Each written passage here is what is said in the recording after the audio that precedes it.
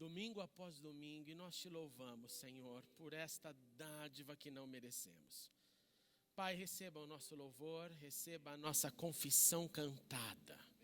Recebam as nossas ansiedades, receba os nossos clamores, receba tudo, Senhor, que nesse momento deixamos no teu altar, para que possamos, Senhor, continuar nesta noite de adoração, ouvir a tua voz, sentir o teu poder e uma vez mais sermos transformados à semelhança de Cristo. Continue conosco, esta é a nossa oração, em nome de Jesus, nosso Salvador. Amém e amém. Ainda em pé, meus queridos irmãos, abra sua Bíblia comigo no livro do profeta Jeremias, capítulo 31. Nós vamos ler o verso 15.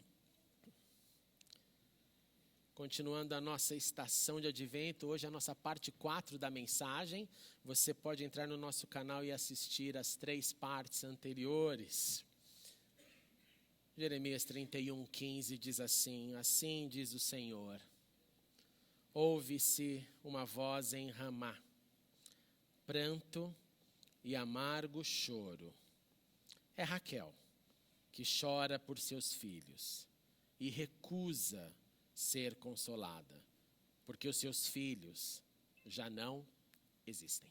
Vamos orar uma vez mais. Senhor, continue conosco e agora abra o nosso entendimento e fale aos nossos corações, em nome de Jesus. Amém e amém. Podemos assentar, meus irmãos.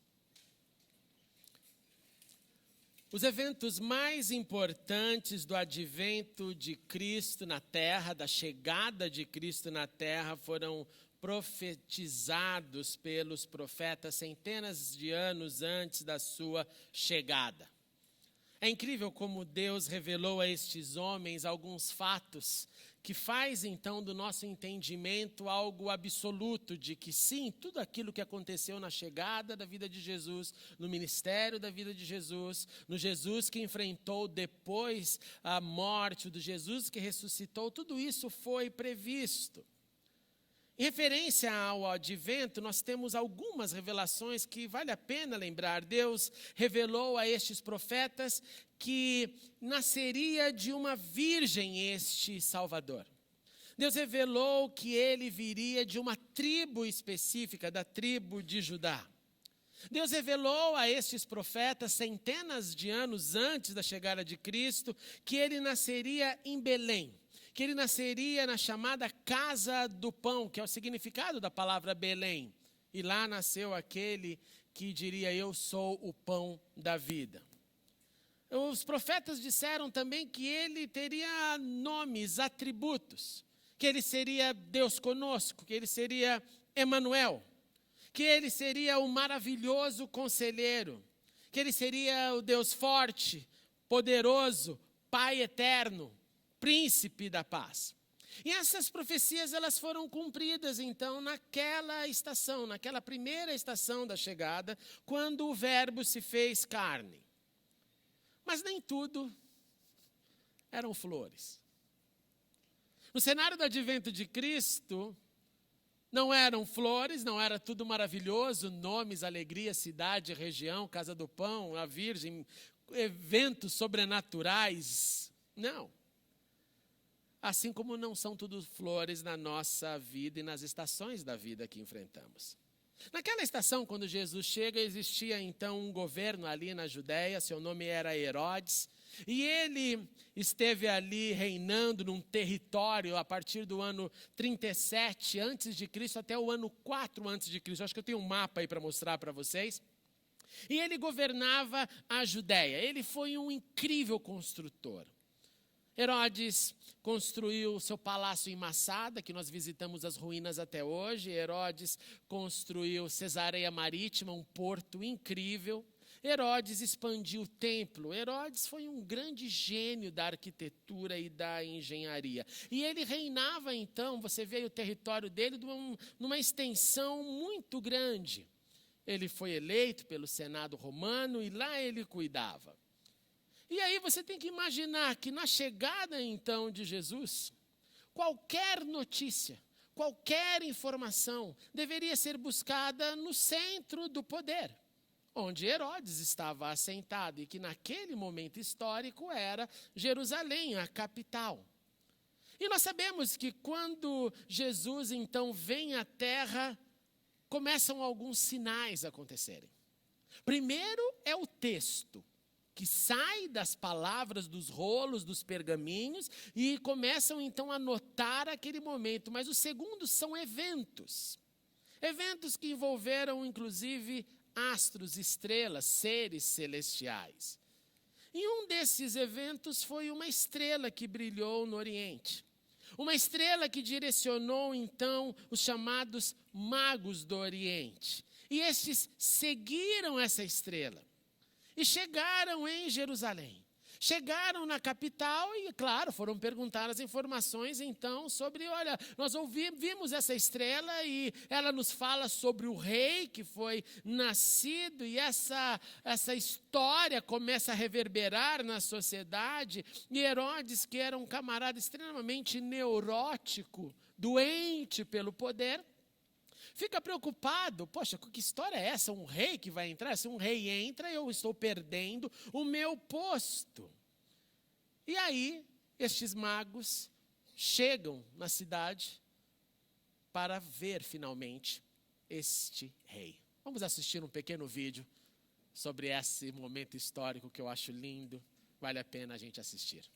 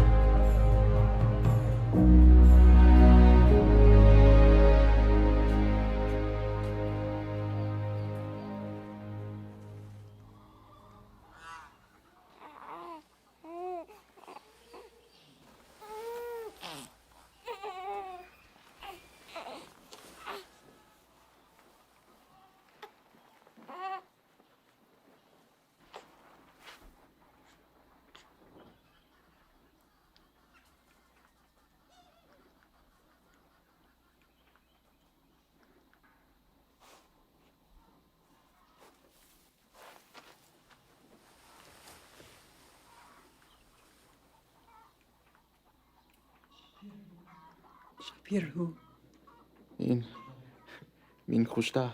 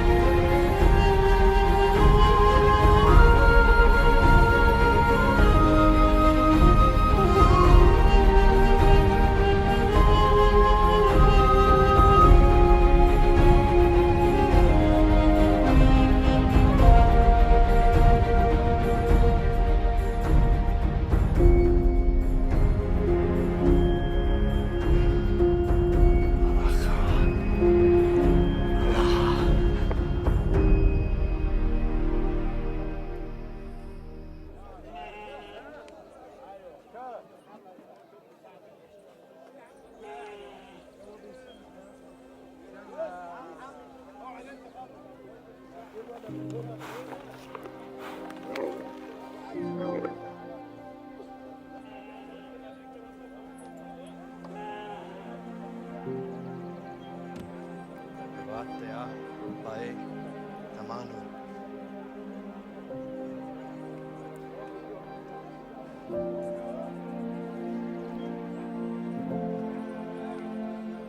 شاء الله معك يشتهي.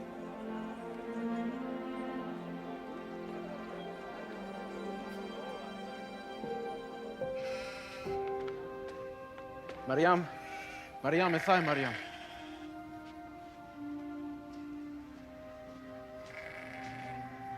كبرياء نثار لنحيا يشوع على هذا بران. سلام عليك. سلام لك.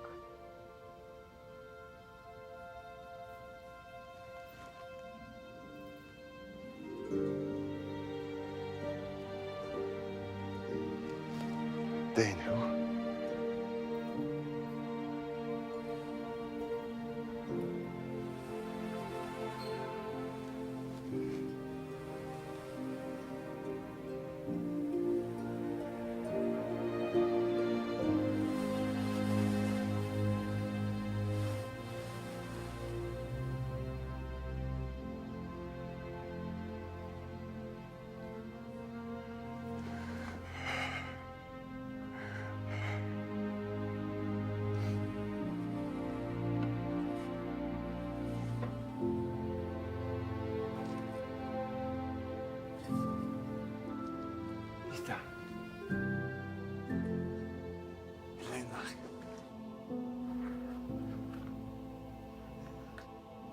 Leyla.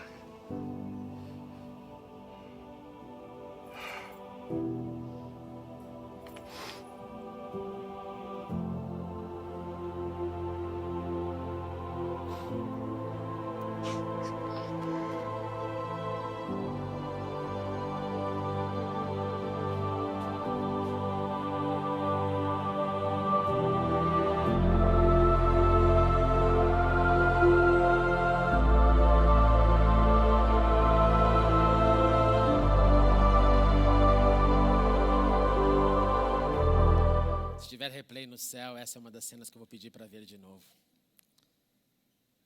Herodes pediu aos magos, vão, procurem Jesus e quando vocês encontrarem com ele, venha e fala para mim porque eu quero adorá-lo. Obviamente que Herodes não queria adorar o rei, ele queria matar o rei. E os profetas e os magos, não voltaram. Quando Herodes percebe então que ele foi enganado por estes magos, ele toma uma atitude drástica. Como disse, nem tudo eram flores na narrativa do Advento. Ele decide e ordena que todos os meninos de 2 anos para baixo fossem assassinados em Belém e nas proximidades. Ele faz esse cálculo, então aí você tem uma noção de talvez quanto tempo demorou do encontro dos magos com ele, para ele ordenar 2 anos. É por isso que você viu nesse vídeo Jesus maior, há uma confusão muito grande, como já disse. Há uma ideia nas nossas tradições, nos nossos presépios, dos magos lá na natividade, mas eles chegaram depois, quando Jesus já era um menino e não um bebê. E nesse momento, diante dessa catástrofe social, que é a morte de crianças, de meninos, há um cumprimento de uma profecia. A profecia que nós lemos do profeta Jeremias. E que Mateus deixou bem claro que este foi o cumprimento desta profecia. Ele diz, sim, se isso aconteceu para que se cumprisse o que foi dito pelo profeta Jeremias. É Raquel que chora por seus filhos e recusa a ser consolada, porque já não existem. É Raquel que está ali sendo um símbolo, e esse símbolo de uma mulher que foi uma mulher amada por Jacó, uma mulher que chora, é a cena, uma mulher inconsolável, uma mulher que foi, pela vontade de Deus, escolhida para se tornar no ícone desse momento terrível. Raquel que na sua vida morreu durante o parto do seu filho Benjamim. A mulher amada que enfrentou a morte vendo seu filho nascer. A Raquel, pastora de ovelhas, que foi encontrada por Jacó. Esse Jacó que fugiu da sua terra, foi para a Mesopotâmia, e lá na terra dos filhos do Oriente, encontra essa mulher que ele acha ela linda e se casa com ela, e essa mulher o segue, essa mulher vai com esse homem para a sua missão de ser patriarca de Israel. E quando essa mulher está ali de Betel para Belém, preste atenção, perto de Belém, essa mulher morre no dia do nascimento do seu filho, que foi o último filho do clã, dos chamados filhos de Israel. Raquel foi enterrada, e nós temos até hoje lá o local onde você pode visitar e ver o túmulo chamado de Raquel, onde pessoas vão lá para chorar e para lembrar daquilo que essa mulher representou. Ela se transforma, presta atenção, no símbolo da dor naquela primeira estação do advento. Com a análise feita, a pergunta é: o que este evento pode nos ensinar? O que isso fala ao nosso coração? Quando Jesus chegou na terra, anjos, estrela, uma multidão do exército celestial, visitaram Maria, José, os pastores, os magos no Oriente. Quando Jesus chegou, houve testificação do céu para a terra e da terra. Houve testificação vertical e horizontal. Os céus testificaram a chegada do rei. Mas da mesma forma que se levanta os céus para um atestado, se levanta o mal. O mal se levantou com o intuito de pôr um fim naquela estação, naquela primeira estação. E esse mesmo movimento, essa tentativa de colocar um fim em algo bom que nasceu ou está para nascer, já havia acontecido no passado nas histórias de Israel. Você se lembra de Moisés ao nascer? O povo se multiplicava no Egito diante desse crescimento populacional. Faraó teme em perder o controle e vai, chama as parteiras egípcias e diz o seguinte: olha, o negócio é o seguinte, quando vocês ali forem ajudar as hebreias a dar à luz, vocês dão uma olhada, se for menino, vocês matem. Se for menina, você deixe viver. Por quê? Ele sabia que naquele momento estava para nascer o libertador de Israel da escravidão? Claro que não. Mas espiritualmente e em outras camadas que o mundo é dirigido, obviamente sabia-se que havia um momento que estava chegando, quando Deus ouviria o clamor do seu povo e mandaria o libertador. Mas antes do libertador ser o libertador, ele precisa nascer. E no dia do nascimento é no dia maior da vulnerabilidade. Tudo que começa sofre maiores ataques no seu nascimento, porque depois que nasce é mais fácil, é mais difícil de você matar, de você ofuscar, de você abafar. Mas quando está no começo é mais fácil sufocar aquilo que está nascendo. Faraó, sem saber então de nada, dá essa lei também, olha que semelhança, lei de matar crianças, assim como Herodes o fez. Só que as parteiras, elas temeram, elas ficaram sensibilizadas com a ideia: como você então vai matar alguém simplesmente porque nasceu um menino? Da onde vem isso? Da onde tem que vir a tragédia humana para alguém ter força de cometer um crime desse? E elas não fizeram isso, elas não obedeceram a Faraó. Elas não lançaram ao Nilo, ao rio Nilo, todo menino recém-nascido. Elas deixaram eles viver, e a Bíblia diz que elas foram então abençoadas por terem seguido o seu coração e não a ordem naquele momento. Então, morte no nascedouro era o plano do mal diante da vida que transformaria a situação do povo lá escravizado no Egito. Mas Moisés não é o único que vive isso. Se você lembrar-se da história de José, o filho de Jacó, ele foi perseguido pelos seus próprios irmãos, ele foi vendido pelos seus irmãos, ele se tornou um escravo porque ele foi vendido e chegou até o Egito também. Lá no Egito, então, ele sofre injustiças, injustiças, injustiças. Por ele fazer o que era certo, ele acaba preso.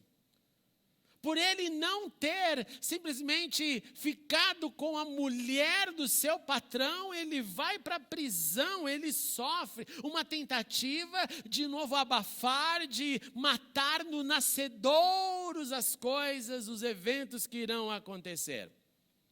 Enquanto ele havia sido escolhido por Deus para ser o plano de salvação, para ser a salvação da vida naquele momento, quando a fome chegou na terra, fome que matava, fome que perdia vidas, José estava lá e o mal quis calá-lo, o mal quis matá-lo, mas o mal não conseguiu, de modo que quando um plano, escute isso, um projeto de Deus está nascendo, o mal irá atacar.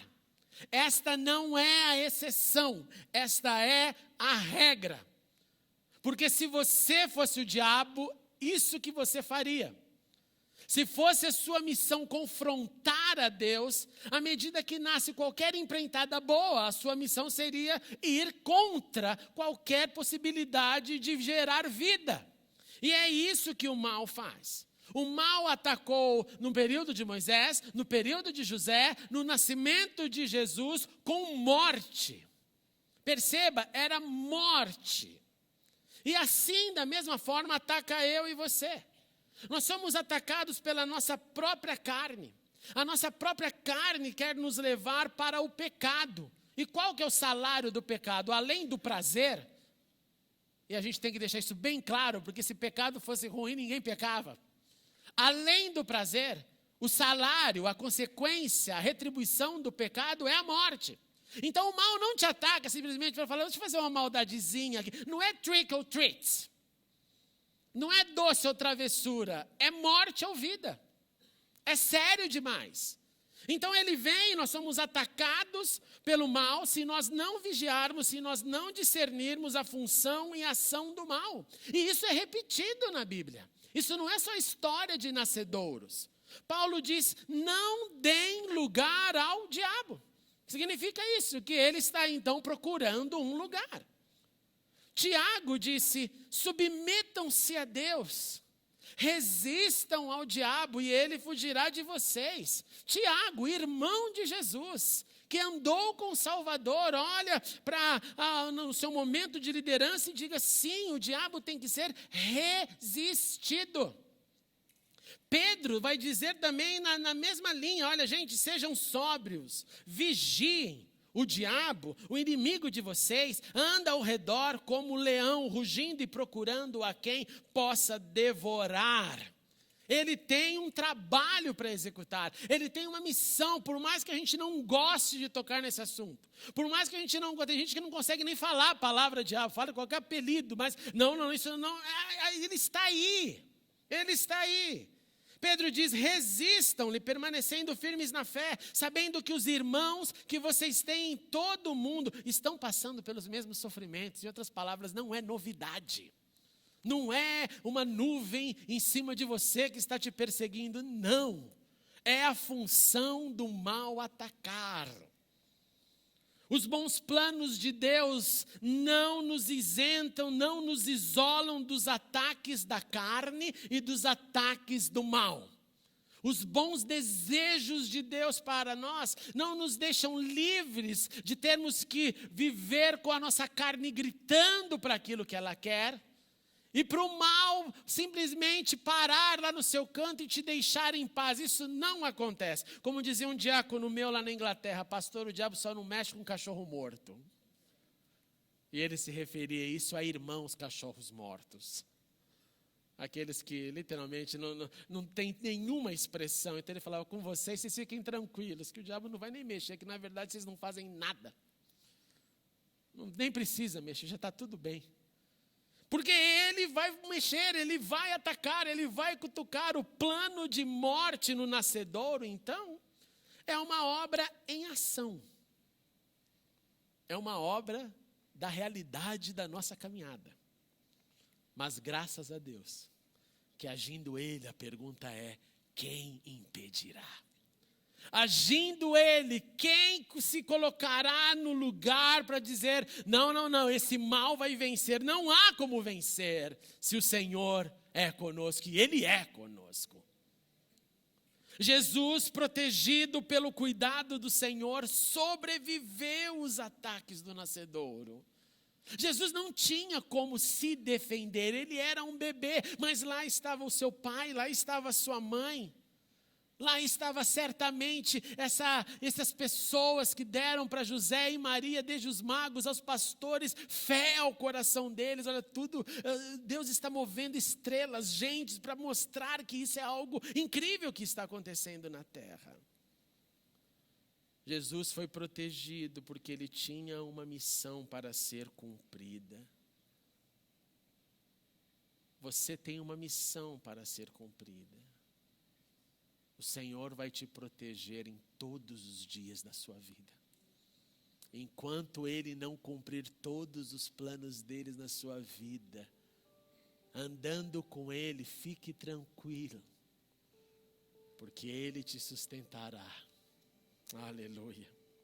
O Salvador que transformaria a história da humanidade, o Salvador que transformou a nossa história, Ele também nos chamou para essa missão de anunciar que Ele veio, que Ele venceu e que nós vencemos com Ele.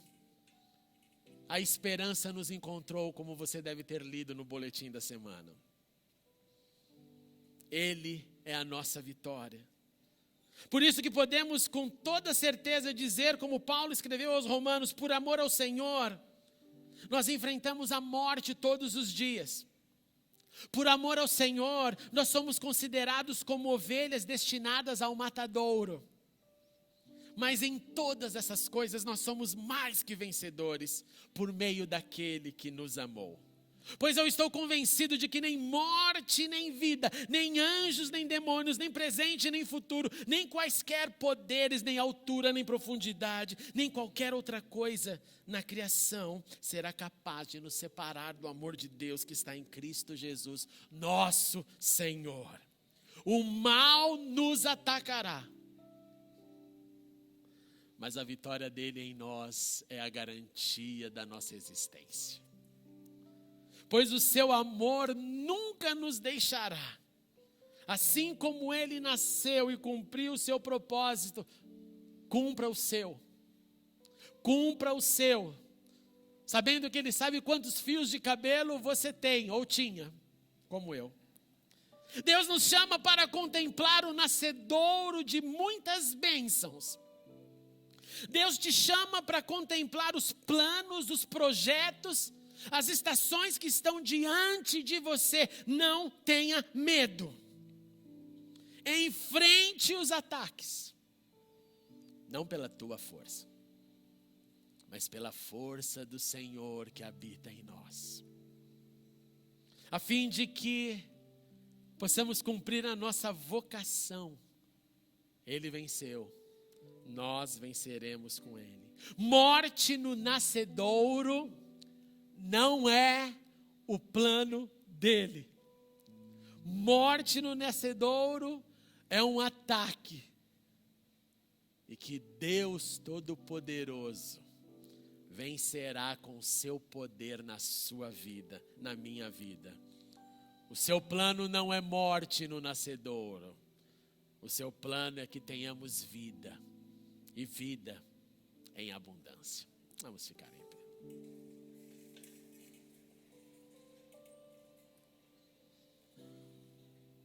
Senhor Jesus,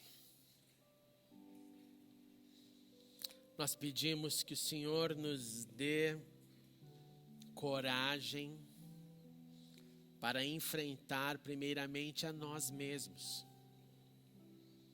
para enfrentar os gritos, as rebeliões da nossa própria carne.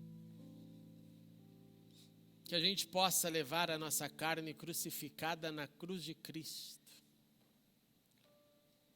Que possamos preferir a tua voz do que os nossos desejos nocivos. Senhor Jesus, eu te suplico que este entendimento de que os ataques acontecerão, mas que maior é o que está em nós do que isso que está no mundo. Maior é o seu plano. E tudo que nasceu no nosso coração, seja no passado, seja no hoje, que o Senhor irá realizar pela força do teu poder. Então ajude-nos, Senhor, a olhar somente para o autor e consumador da nossa vida. Pois certamente o seu propósito não é morte no nascedouro, mas vida em abundância. Em nome de Jesus, Senhor, se há nesta noite aqui planos sendo colocados de lado, se há nessa noite aqui, Senhor, mudança de visão por medo, se há nessa noite aqui, Senhor, procrastinação, eu te peço em teu nome, coloque no coração de cada um dos teus filhos e filhas, de todos nós, que é o Senhor quem manda na nossa agenda, na nossa vida, nos nossos dias, nas nossas rotinas, é o Senhor quem controla a nossa existência e é o Senhor quem escreverá os seus planos através de nós. Não porque mereçamos, mas porque o Senhor assim nos chamou. Em teu nome, Jesus, ajuda-nos a enfrentar o mal pelo poder do teu Espírito, sabendo que sim, o Senhor é conosco, quem poderá ser contra nós?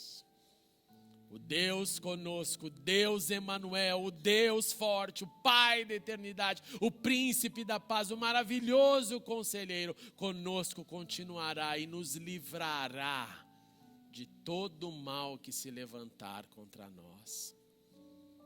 Nós cremos em Ti, esperamos em Ti e pedimos ajuda-nos a cumprir o nosso papel debaixo da Tua mão poderosa. Em teu nome, Jesus. Amém e amém. Você pode se assentar, nós vamos nesse momento.